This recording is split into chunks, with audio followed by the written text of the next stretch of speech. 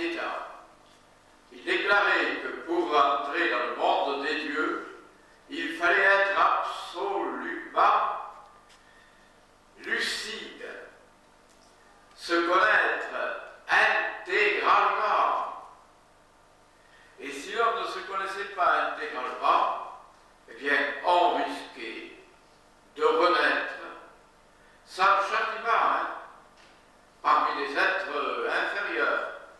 Par exemple, si vous faites le bien, il allait très loin, parce qu'on vous a appris à le faire, et parce que ça fait du bien à la cité à laquelle vous appartenez.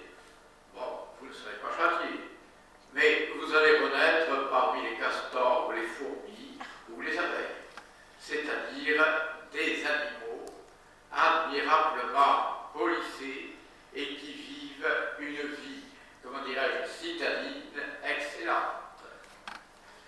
C'est ce que disaient aussi les hindous, qui déclarent qu'en réalité, ce n'est pas uniquement en faisant du bien que vous serez sauvés, c'est un état entièrement conscient de votre être fondamental. Et c'est bien ce que voulait aussi Platon. Alors, pour les autres, ceux qui savent pourquoi, par exemple, il faut être bon, et qui sont parfaitement au courant de la valeur de la justice et de la bonté, ceux-là seront sauvés. C'est-à-dire qu'ils rentreront dans le monde des dieux. Mais les autres qui font le bien par coutume, parce qu'on leur a appris cela, eh bien, risquent tout simplement de se retrouver dans des animaux sympathiques et sans aucune méchanceté. Vous voyez, il est très loin. Il faut être absolument lucide et connaître les grandes vérités. Si Phébus n'avait engendré Platon en Grèce, comment guérirait-il par des écrits les âmes des hommes? Asclépios, son fils, est bien le médecin des corps, mais Platon est celui des âmes immortelles. Alors, il fait descendre Platon de Zeus, si j'ose dire, mais qui aurait engendré deux fils, Asclépios, Esculape, qui était capable de guérir toutes les maladies, et Platon, qui guérissait les maladies de l'âme. Vous voyez jusqu'où allait l'adoration des Grecs, des philosophes grecs, envers Platon.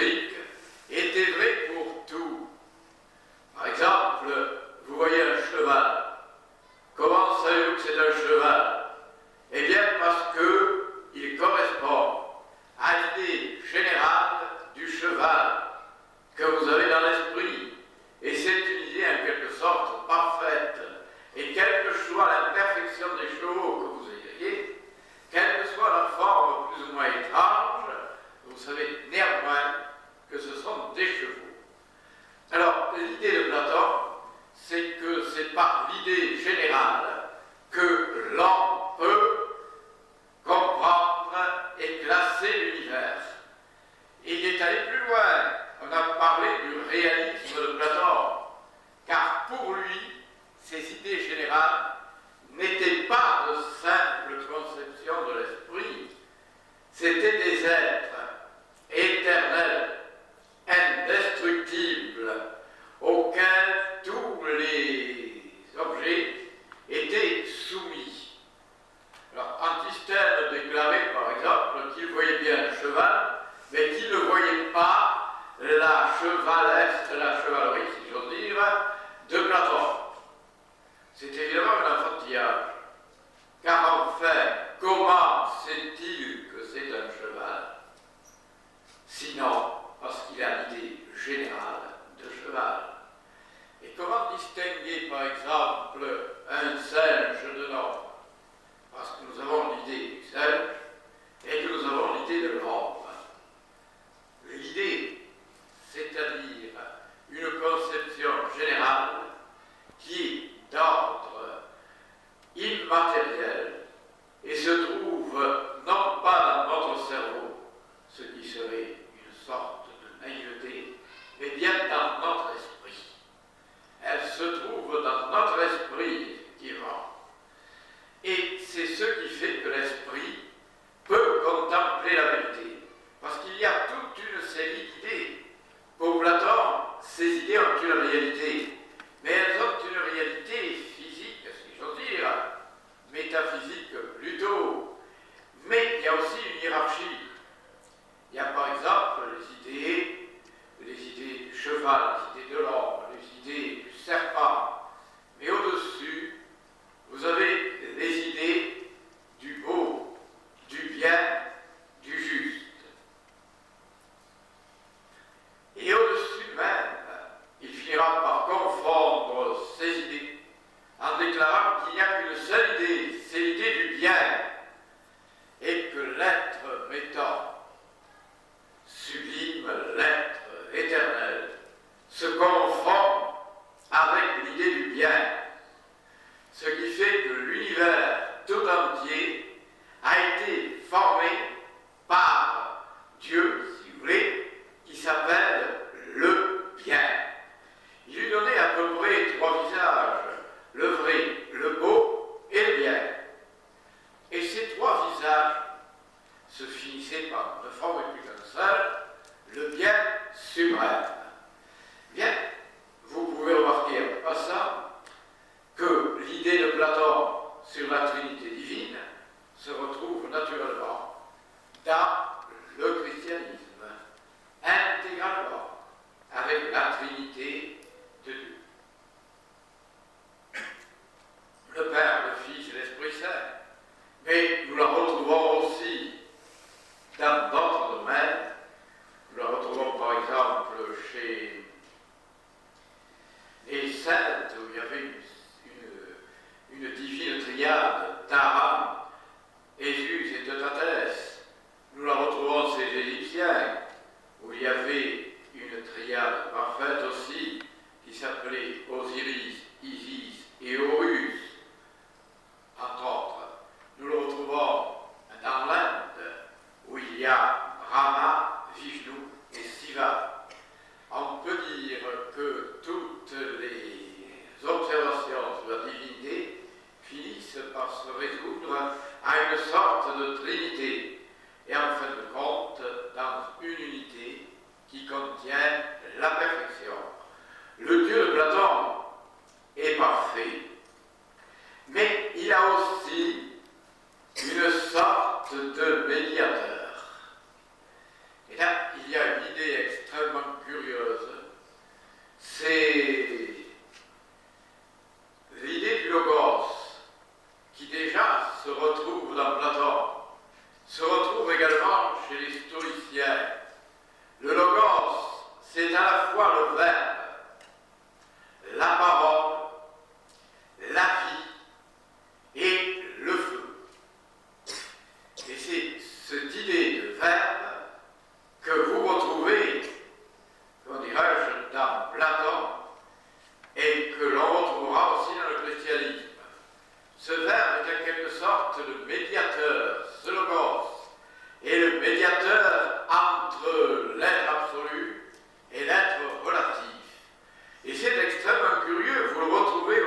dans Julien l'Apostat. Il en fait un élément étrange. L'élément, le logos ou le verbe, est l'être qui multiplie, divise l'unité et unifie la multiplicité. L'être divin est un. Il est un, d'une manière que l'on pourrait qualifier d'inébranlable. Et il faut quelque chose qui, en quelque sorte, le divise pour lui permettre d'agir dans le monde. Et ce quelque chose, c'est le logos. Et au-delà de logos, vous avez immédiatement la multiplicité des êtres. Donc, cet être prodigieux est également souvent confondu par Platon et par les néoplatoniciens et par d'autres avec l'âme du monde. Il y aurait par exemple, dans Plotin, qui exprimait très bien Platon, il y aurait en quelque sorte l'un sans figure, sans connaissance, l'un sur lequel on ne peut rien dire, pas même qu'il existe. Et cet être est en train de se refléter dans le premier des êtres créés, qui serait créé, émané, qui serait l'intelligence. Et l'intelligence, à son tour, va se réfléchir dans l'âme du monde. Souvent, on n'a pas compris Platon parce qu'on ignorait cette existence de l'âme du monde, qui est en même temps la source de toutes les âmes humaines, et peut-être des âmes divines. Mais l'homme et Dieu sont nés de la même essence. Étant nés de la même essence, ils ont obligatoirement la même destinée. Platon est formel là-dessus, et il semble bien qu'il n'ait jamais douté de cette extraordinaire montée vers l'infini. Maintenant, revenons, si vous voulez, à une autre de ces théories, qui est la théorie de la chute. Car là aussi, il y a encore une ressemblance avec le christianisme. Tout est le fruit d'une chute. Et cette chute a commencé, il le donne très bien dans une image chevaleresque, si j'ose dire, car le cheval a l'air de le hanter beaucoup, l'image du chat de l'âme. Il y a par exemple des âmes qui sont parfaites et qui sont montées sur un chat traîné par deux chevaux blancs et magnifiques qui volent parmi les dieux et qui prennent place dans le monde des dieux. Mais il y a des âmes aussi dont le char est attelé de deux chevaux. L'un blanc est parfait, l'autre noir et imparfait. Alors, pour le cheval blanc, il tend vers les hauteurs sublimes, vers les astres, vers les dieux, et le cheval noir veut descendre sur la terre.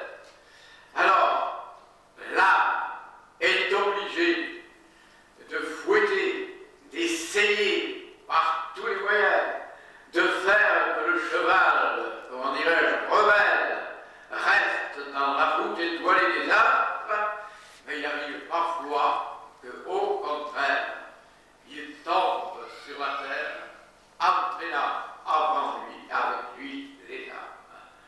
On peut dire de manière générale que l'univers est le résultat d'une chute.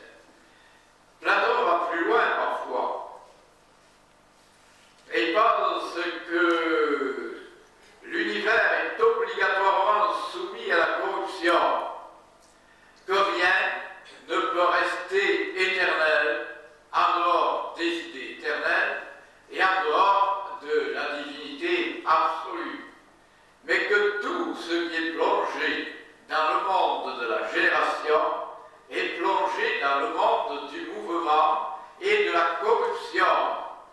Il a l'air de dire qu'il y a deux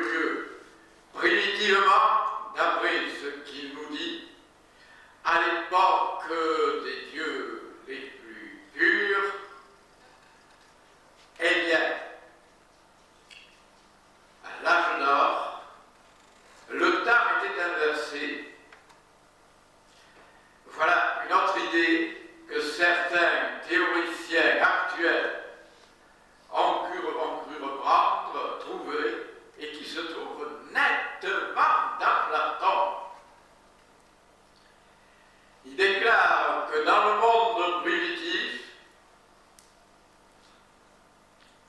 le temps allait de l'avenir vers le passé. Et non pas du passé vers l'avenir. Ce qui fait que sur les mondes de cette époque, on naissait sous forme de cadavres. Et puis on continuait. De cadavres, on devenait vieillard décrépit. Puis de vieillard décrépit, on devenait homme à l'état mûr. Puis ensuite, d'homme, on devenait adolescent, d'adolescent enfant, et enfin, on replongeait dans la terre. Et où l'on renaissait. Mais il y a eu une transformation. C'est d'ailleurs une transformation extrêmement curieuse, que certains ont comparé à une corde, un fil que l'on tord. Et si on laisse à un moment donné ce fil tordu livré à lui-même, il se détord et revient à l'arrière. Alors, ce serait, selon Platon, l'image même du monde.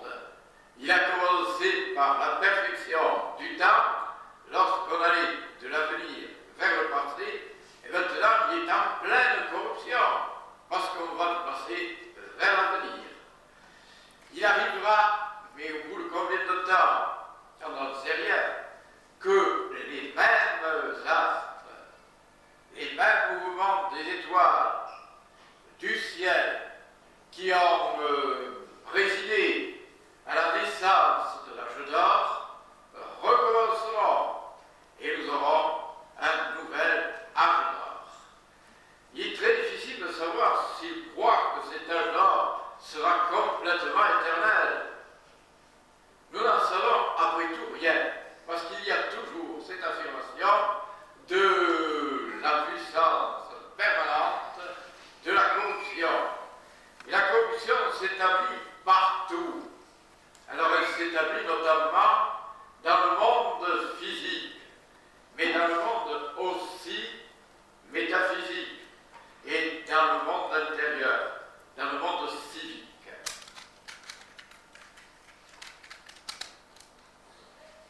Et nous avons une nouvelle théorie de Platon extrêmement curieuse à propos précisément de la politique. Platon était-il, il y a deux opinions sur lui, ou bien c'est un démocrate, ou bien c'est un dictateur. Et il commence par dire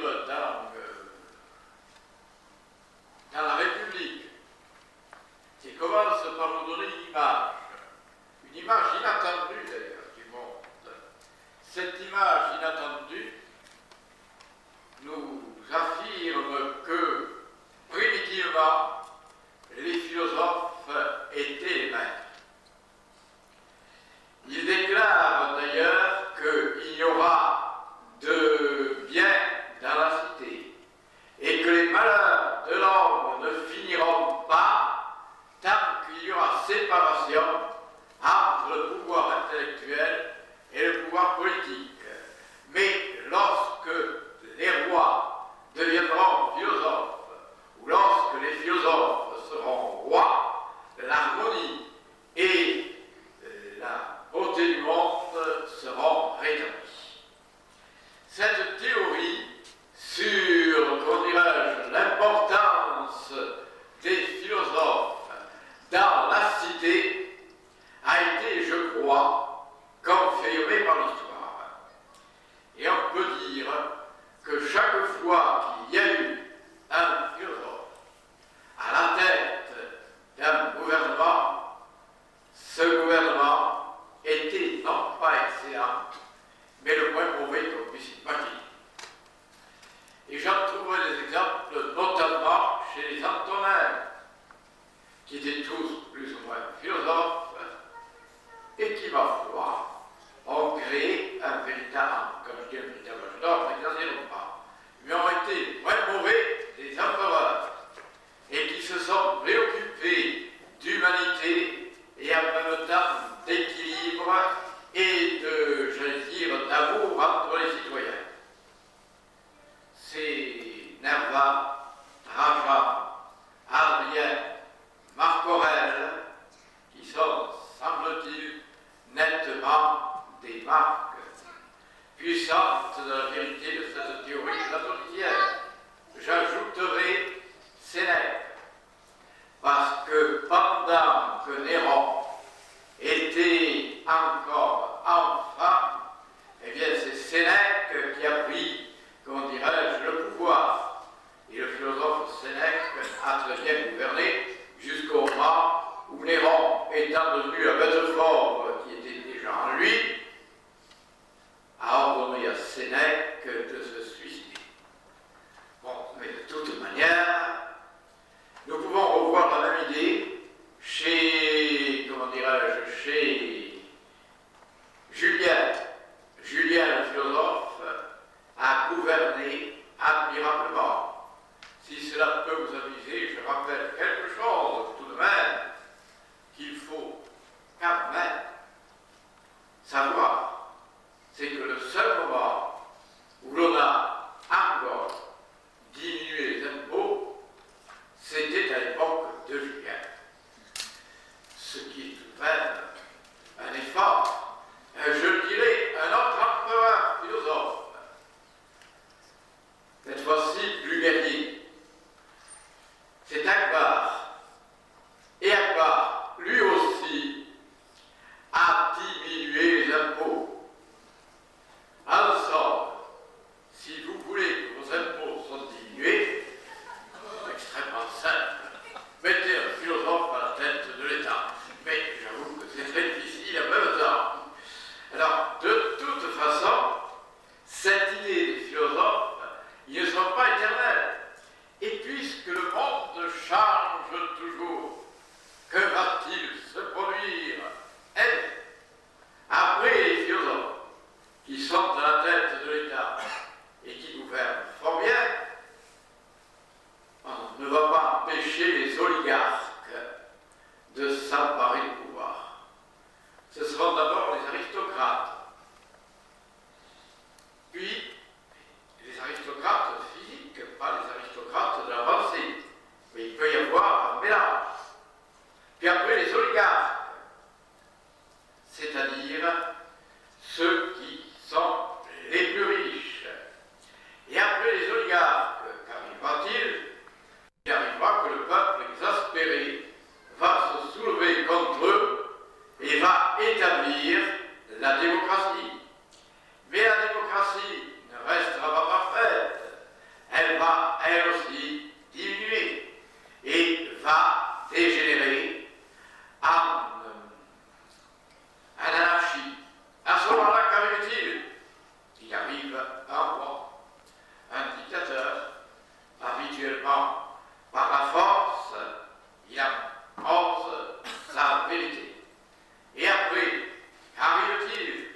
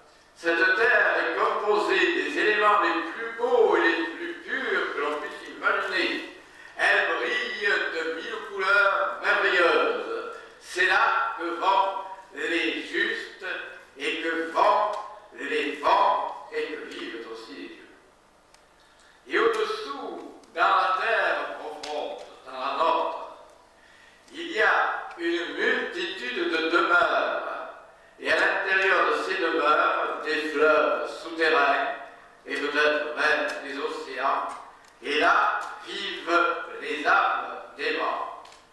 Les âmes des morts qui d'ailleurs sont plus ou moins châtiées. Et c'est là qu'il y a, comment dirais-je, les châtiments de Platon, de manière générale, sont passagers. Heureusement. Mais malheureusement, il est encore un des précurseurs du christianisme, car l'idée du châtiment éternel se retrouve dans Platon. Et elle se retrouve par les tyrans. Les tyrans qui ont détruit la liberté des cités et qui ont écrasé les hommes sous le poids de leur violence sont condamnés à souffrir éternellement. Je pense qu'il y a un abus et que, ou bien Platon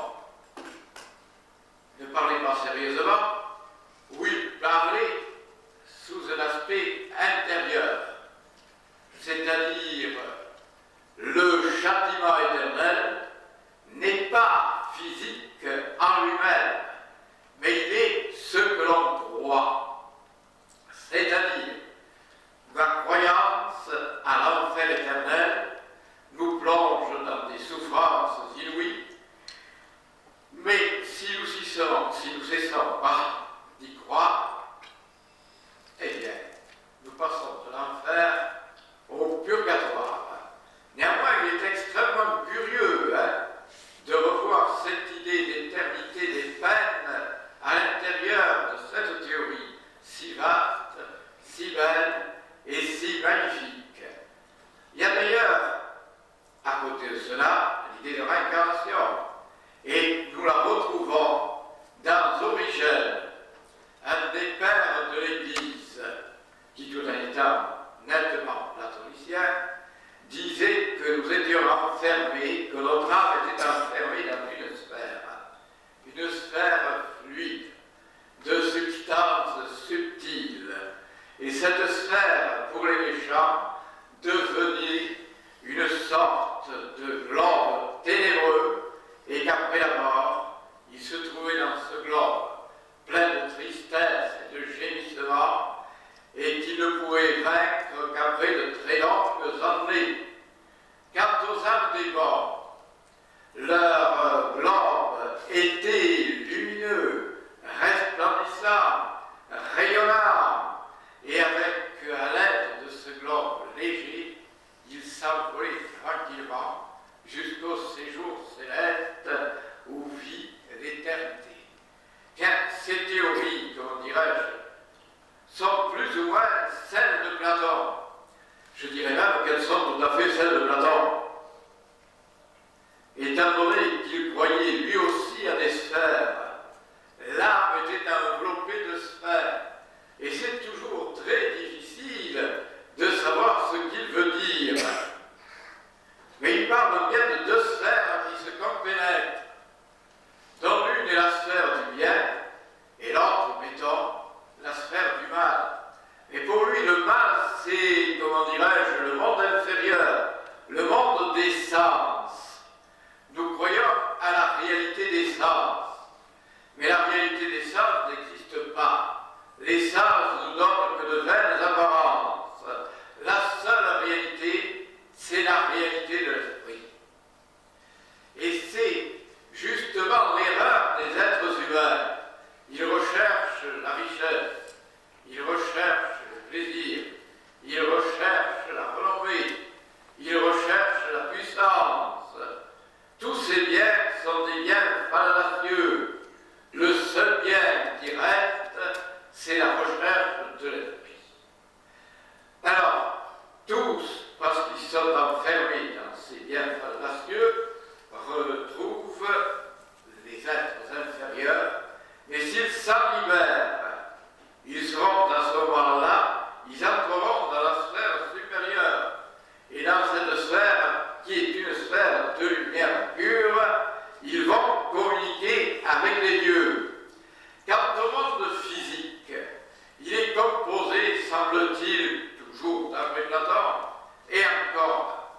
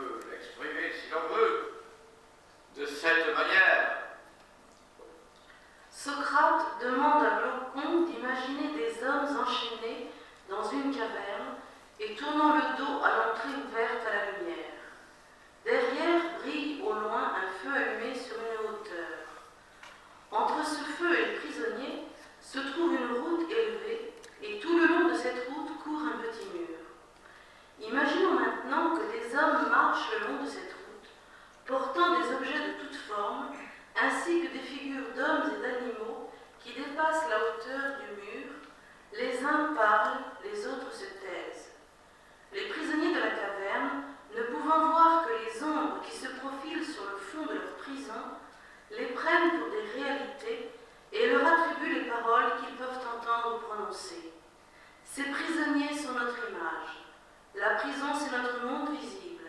Les véritables réalités constituent le monde intelligible, et aux limites de ce monde intelligible se trouve l'idée de bien qu'on n'aperçoit qu'avec peine, mais qui est à l'origine de toute lumière. Pour passer de ce monde visible à ce monde intelligible, notre âme doit opérer un mouvement de conversion et de remontée vers son principe. Mais la chose est difficile, car nos yeux se sont habitués à la pénombre de notre prison, et le passage de l'obscurité à la lumière nous aveugle. C'est pourquoi, si nous délions ces prisonniers, la plupart d'entre eux chercheront à revenir au fond de leur prison et maudiront celui qui a voulu les libérer. Ce passage est absolument magnifique et représente également l'arrivée des grands maîtres. Les grands maîtres sont ceux qui ont fait la conversion et ont regardé du côté de la lumière. Mais s'ils regardent du côté de la lumière, d'abord, il faut qu'ils le fassent, je dis Platon dans d'autres dialogues, d'une manière graduelle. Ils vont regarder la lumière, par exemple, reflétée dans les eaux. Puis ensuite, ils regarderont la lumière, si l'on peut dire, des flambeaux. Et ils regarderont la lumière des étoiles avant de regarder face à face la lumière du soleil, car le soleil représente à ce moment-là l'être parfait, Dieu. Et on ne pourra arriver à ceci qu'à travers une véritable transformation intérieure. Platon l'avait toujours affirmé, et il l'a affirmé aussi dans notre mythe. Mais celui qui veut délivrer les êtres humains, normalement, il va être, comment dirais-je, assailli par eux. Et il était normal que Socrate voie la ciguë, et il était également normal que plus tard le Galiléen soit crucifié. Il était aussi normal que Jordan Bruno soit brûlé. Effectivement, quand on apporte aux hommes une lumière trop vive, il est certain que l'on sera pratiquement persécuté. Un autre mythe curieux de Platon et au retentissement admirable, c'est le mythe de l'androgyne. Alors, vous le retrouvez naturellement dans Swedenborg. Et à ce propos, je demanderai la lecture d'un poème de Hugo sur Swedenborg, disciple extraordinaire de Platon. Swedenborg prit un jour la coupe de Platon et, pensif, s'en alla boire à l'azur terrible. Il entra sous le porche obscur de l'invisible disparu. Où donc alla-t-il? Qui le sait? Peut-être au lieu sacré où Socrate pensait, où dans l'ombre, effleuré de l'urne des Homères, le vin de l'idéal sort du puits des chimères. Peut-être égara-t-il ses pas plus haut encore, jusqu'au gouffre inconnu, jusqu'aux pléiades d'or, jusqu'au ruissellement des fontaines d'aurore, jusqu'à l'ombre où l'on voit l'inexprimable éclore. Là sont les cuves, sève, esprit, immensité. Là vit, abonde et croît la vigne de clarté, où l'on ne retrouve pas un seul astre qui dorme, où les créations font leur vendange énorme, où la grappe de vie à flots ruisselle, ayant la pierre du tombeau pour pressoir effrayant. Là sont les infinis, la cause, le principe, l'être qui s'évapore en monde, se dissipe en astre et s'épanche en ciel démesuré. Il revint éperdu, chancelant, effaré, ployant sur la lueur farouche des étoiles. Voyant l'homme à travers des épaisseurs de voile et de tremblants rideaux de lumière, où sans fin, multipliés, flottait l'ange et le séraphin, ayant dans son cerveau l'ombre et tous ses délires, de ses doigts écartés cherchant de vagues lyres, nu, bégayant l'abîme et balbutiant Dieu. Rapportant cette joie étrange du ciel bleu qui fait peur à la terre et trouble les fils d'Ève, et laissant voir, ainsi que le monde du rêve,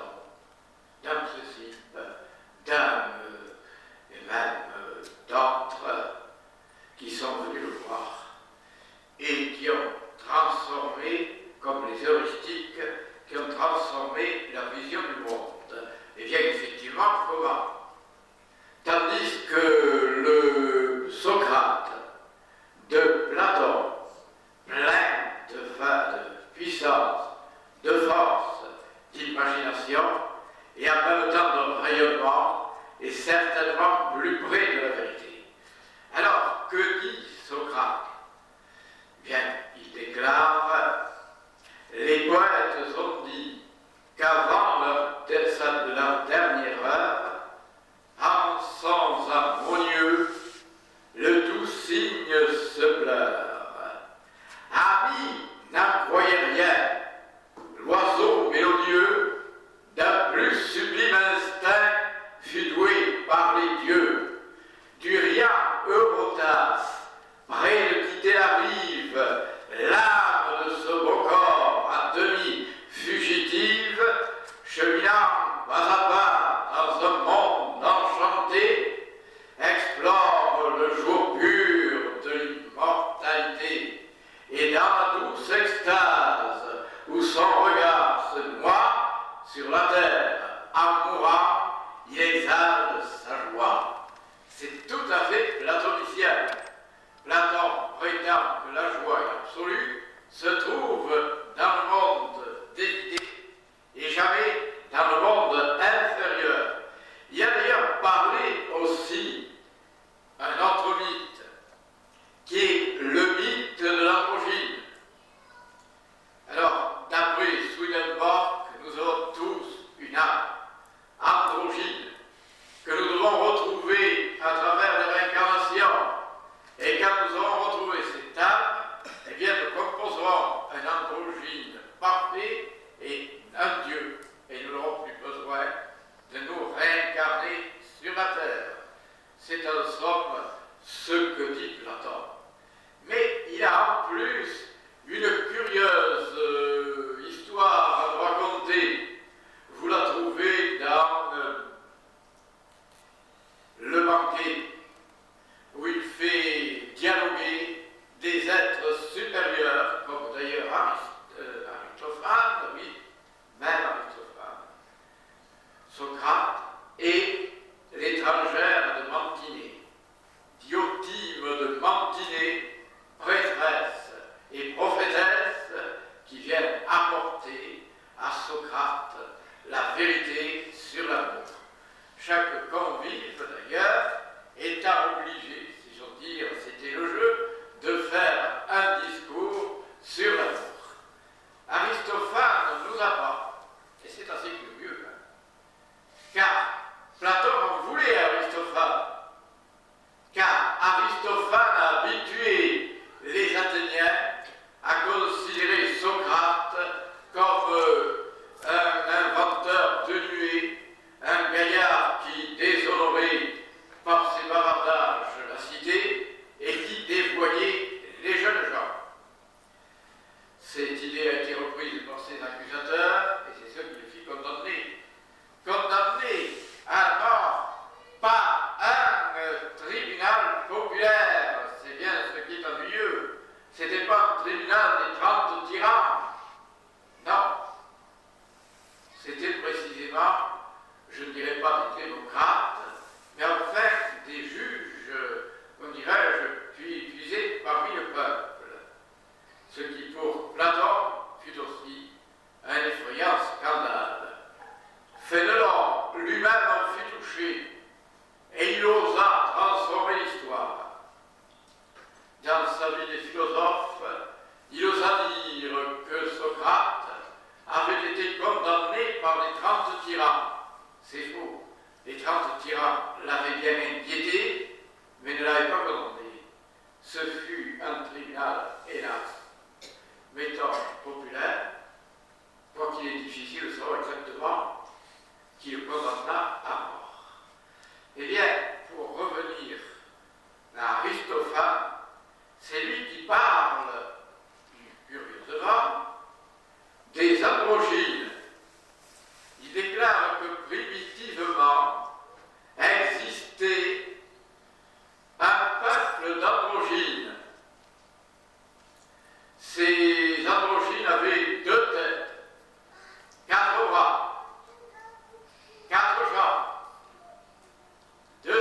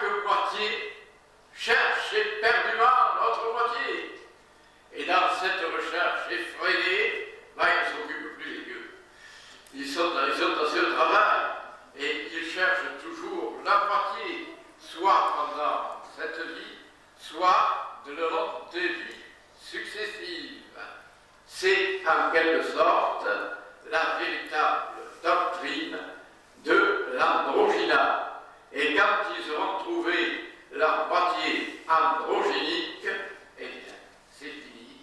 Ils sont des dieux et ne rentrent plus dans le cercle infernal des générations. Platon avait l'air de croire que ceci s'était passé réellement.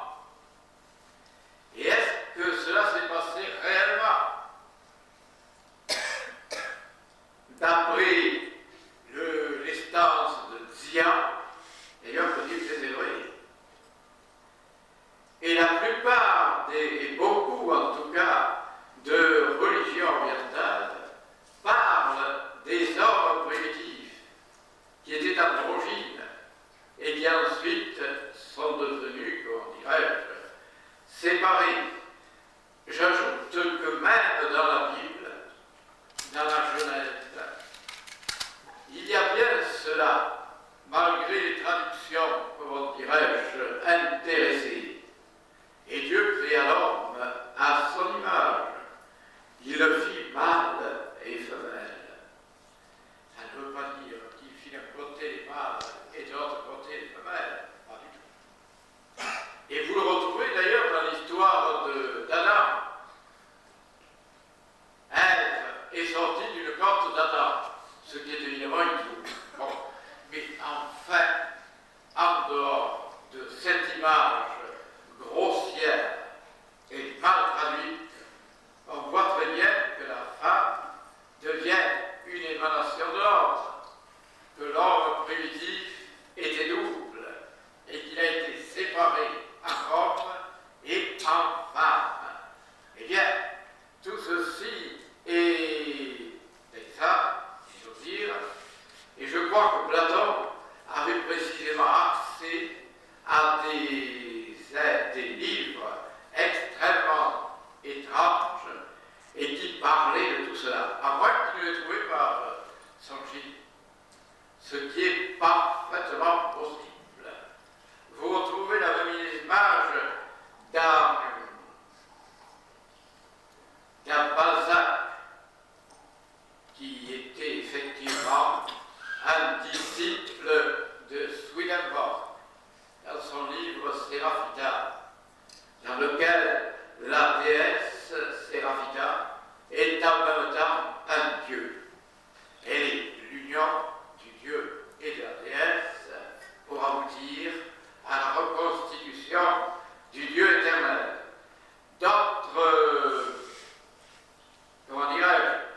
D'autres mythes se retrouvent encore, car